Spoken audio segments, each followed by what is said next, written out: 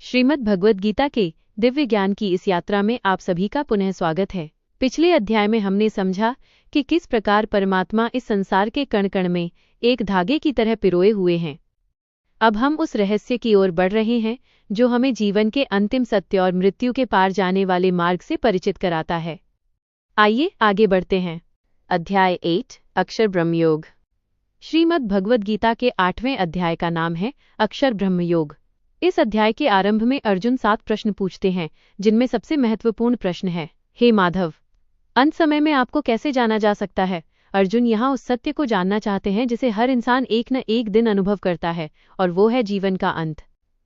भगवान श्री कृष्ण बड़े ही प्रेम से समझाते हैं कि अक्षर वो है जो कभी नष्ट नहीं होता, यानी परम ब्रह्म। वे कहते हैं कि मनुष्य जीवन भर जिस भाव का चिंतन करता है, मृत्यु के समय उसे वैसा ही विचार आता है और वह उसी गति को प्राप्त होता है। जैसे यदि कोई जीवन भर धन की चिंता करता रहा तो अंत समय में भी उसका मन वहीं भटकेगा।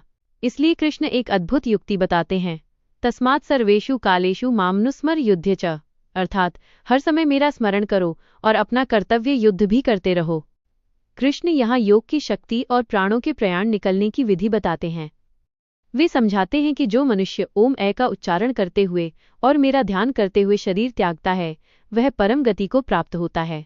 इस अध्याय में शुक्ल पक्ष और कृष्ण पक्ष के माध्यम से उन दो मार्गों का वर्णन है, एक जो जन्म मरण के चक्र से मुक्त कर देता है और दूसरा जो जीव को वापस इसी संसार में ले आता है।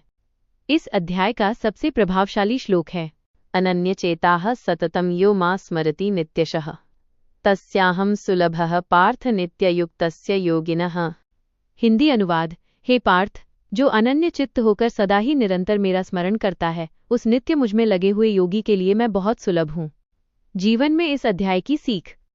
अध्याय 8 हमें अंत की तैयारी आरंभ से करना सिखाता है। आज हम अपनी व्यस्त दिनचर्या में मृत्यु के विचार को टाल देते हैं, लेकिन ये अध्याय हमें याद दिलाता है कि मृत्यु अनिश्चित नहीं है, बल्कि वह एकमात्र निश्चित सत्य है। कल्पना कीजिए, जब हम किसी लंबी यात्रा पर जाने वाले होते हैं तो हम पहले से ही अपनी पैकिंग और तैयारी शुरू कर देते हैं, लेकिन क्या हमने उस अंतिम यात्रा की तैयारी की है? कृष्ण यहाँ हमें डरा नहीं रहे, बल्कि हमें जीने का एक नया तरीका दे रहे हैं। वे कहते हैं कि अगर आप चाहते हैं कि आपका अंत सुखद और शांत हो तो अपनी प्रैक्टिस आज से शुरू कीजिए। स्मरण करने का मतलब काम छोड़कर बैठना नहीं है।